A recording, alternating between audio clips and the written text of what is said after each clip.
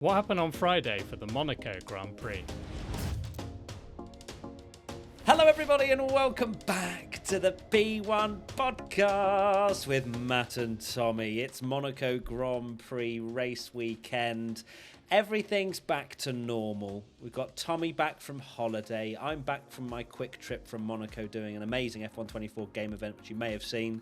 And it's back now. You know, it's like slipping into just that comfortable old slippers. That's what we are, right? Anyway, Tommy, hi, welcome back. You're here. Thank you. You've got your glasses back on. A lot of people I found them. Absolutely mortified, questioning their own reality when they saw you without glasses. But you're back from holiday, mate, and it's, of course, your favourite weekend of the year.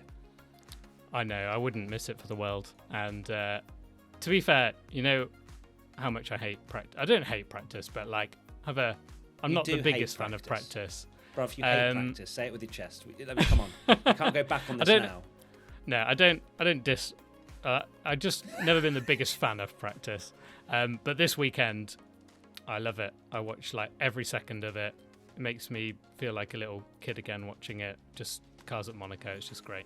Love it. All right, what happened in FP1 11 minutes and 42 seconds into the session then, if you watched every minute yet? Well, it was probably Charles Leclerc being quickest. Okay then, let's dive straight into what happened today. And the first question is from Veroft Rayner. Is Charles going to win or is Charles going to win? I've never been more convinced of anything in my entire life, genuinely. And I'm not even bantering here. My mind is we are currently in Monday and it's our race review podcast and he's won the race. I've never had more confidence that Charles Leclerc is going to win a Grand Prix weekend. Leading into it, I felt convinced. Seeing practice today, even more convinced. Of course, in FP1, he was about fifth fastest, but he was on the medium tyre. Today, obviously on the softs, had a couple of runs at the end that were slightly scuppered, and he was pushing very hard. A lot of drivers brushing, tapping the wall, trying to give Tommy no points for his crazy prediction. But alas, no big crashes, or no crashes full stop, really. Zhou was probably the biggest thing where he lost his front end plate. But back to Charles Leclerc, because that's what this weekend is about. It's happening. Yeah, it reminds me a lot of 2019 when Charles was really, really quick, and 2021 and 2022. And I think he won all of them, didn't he? So is Alex Jakes available for the rest of the weekend, just out of interest? Shall I book you another flight to Dubrovnik? Yeah, you can go and have another holiday, mate. All right? Take care of yourself. No, but jokes aside, he obviously looks amazing Sexy. round here. Oh, sorry, yeah, amazing. Yeah, sorry, yeah, amazing round the He track, is so quick, but we all know that anyway. He is so good around here. He's just been, obviously he had his crash, which was his fault. 2022 wasn't his fault, but yeah, he just looks absolutely on it. And I saw a lot of stuff actually beforehand. I think it was Carlos basically being like, oh, you know, Monaco doesn't really suit our car. We're all about the high speed corners and stuff. Since when?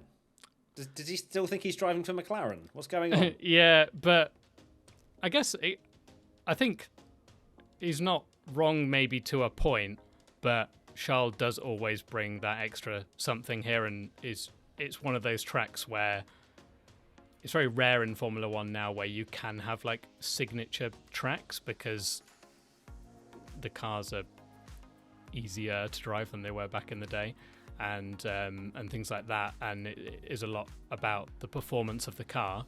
But Monaco rewards kind of bravery and insane one-lap pace, and that's exactly what Charles does. Next question, P1 Patreon member Sophie.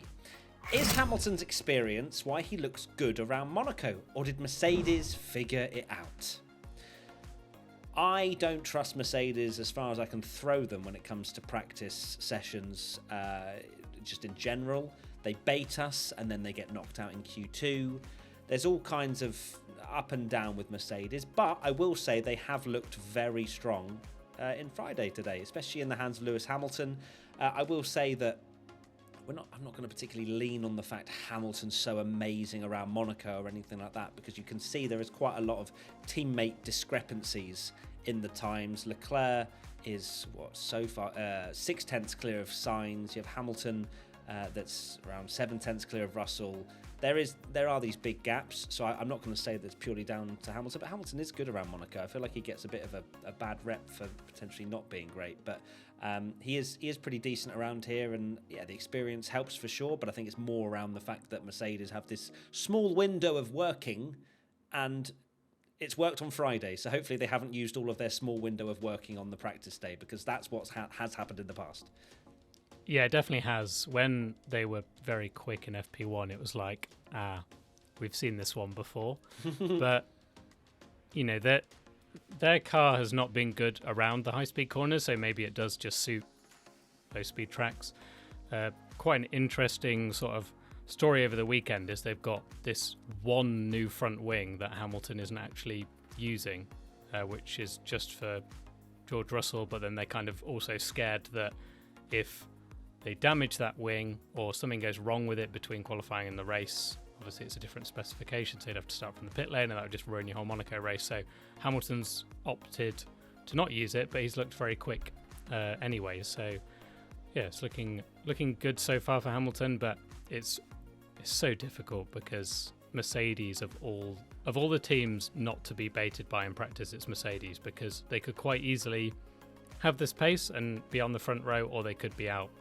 Next question, Ghost_117. Is Fernando back? So we're talking about our Mercedes back. Now we're wondering if Fernando is back after a couple of very poor weekends for Mr. Alonso. But he is wrestling that car. 3/10 clear of Stroll today in FP2. And this is what Fernando does. Aston were, of course, if we remember last year, very good. Alonso was very good around Monaco. Alonso was. Yes, I mean, that goes without saying, mate. You know what I mean? Like, just a little bit of Stroll sprinkling of slander there. Love that.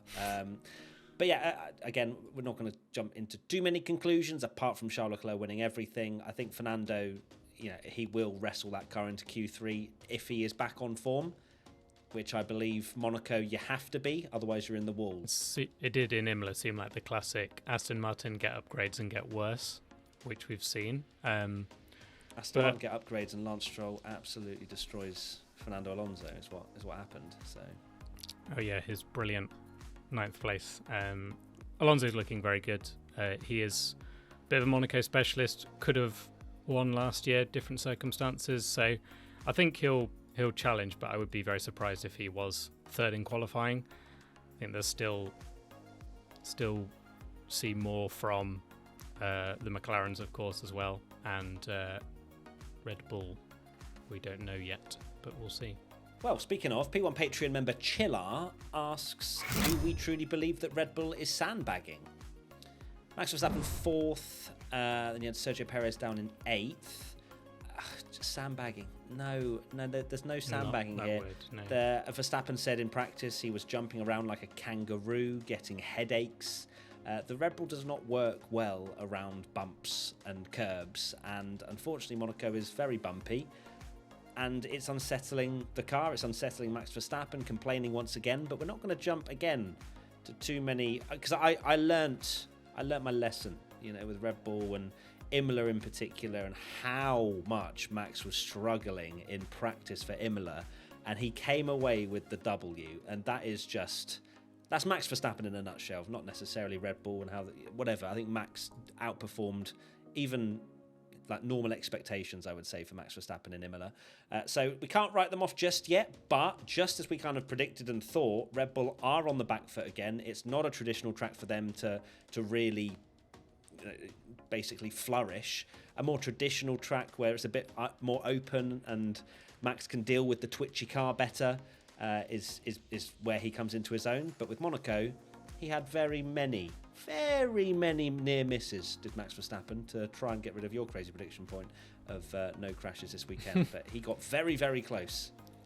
He did. He was literally ripping the advertising boards off around the circuit, where he was seemed on a mission just to remove all of the the adverts around the track, because he wasn't like hitting the wall. Well, he did actually hit the wall at one point, but was so close to it, like his tire was like ripping off the stuff. It was crazy to watch, and it just makes me so giddy for qualifying, because I just love that session. I love that day, and it's going to be fascinating if Max is down like we saw last year, and we'll watch, you know, that moment where at the end we might see the Verstappen of old, of a bin or win, because we did last year.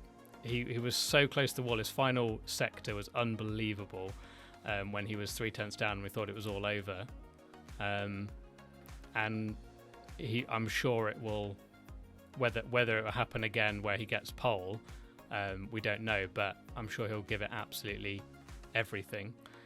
Question from Donald Ames. How does the recent adoption process for Oscar Piastri Leclerc affect Matt's predictions?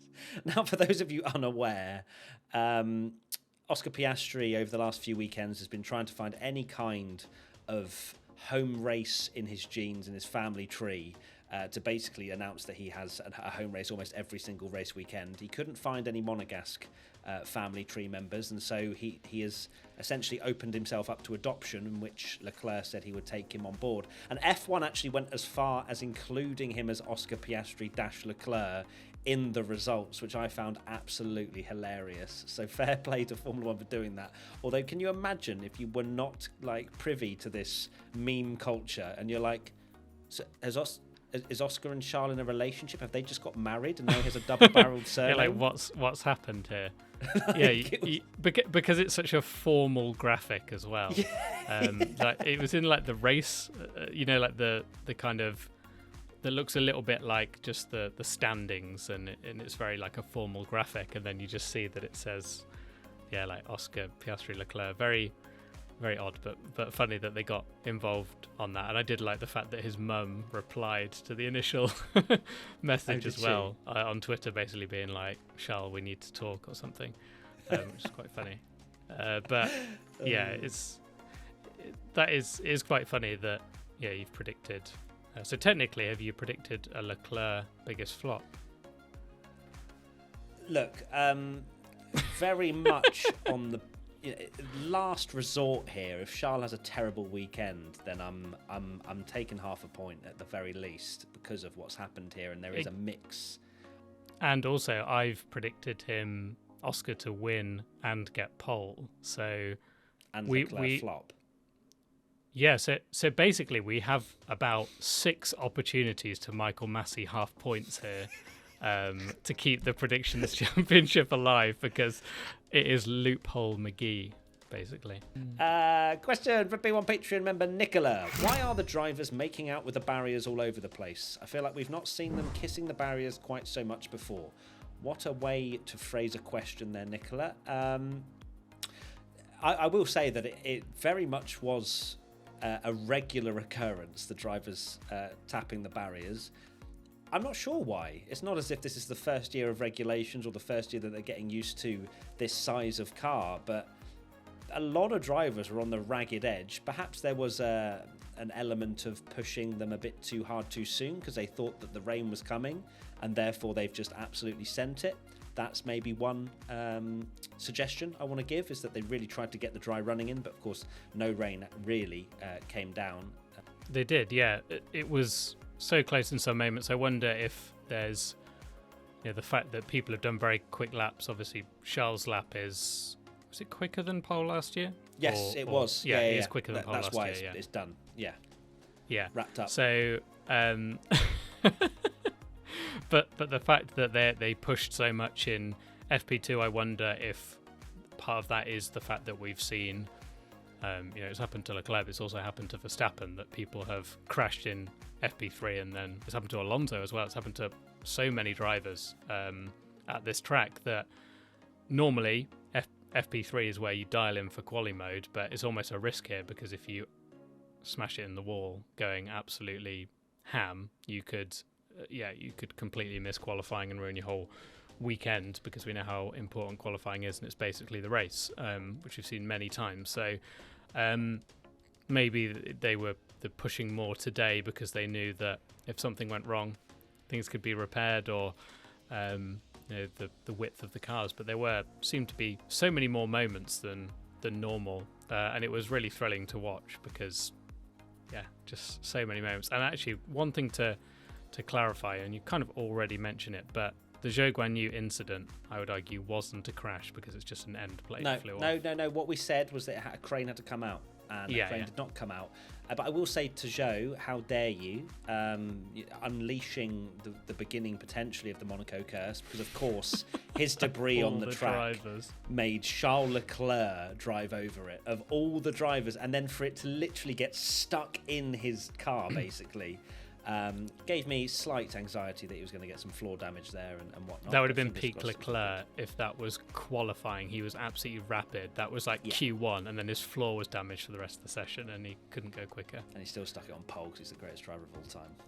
Perfect. No, we will see. We will see. I've never been more confident in my life. Oh dear. Well, that is it. Thank you everybody for watching this little roundup to practice. We will be live on Twitch and you don't want to miss it tomorrow. Matt P1 Tommy for Monaco qualifying. It's going to be absolutely awesome. I cannot wait. And yes, we will see you tomorrow. Monaco, baby. Sunday, whatever. Unless Charles on pole, then you want a boring race to the finish. Dull and zero overtake race. Zero stop strategy. Just beautiful procession for 73 laps, whatever it is. Not the guy from Iron Man on the track, like everyone's sharing that meme. I know, that's crazy, isn't it? That's crazy. Anyway, see you soon. Lots of love. Bye. Bye.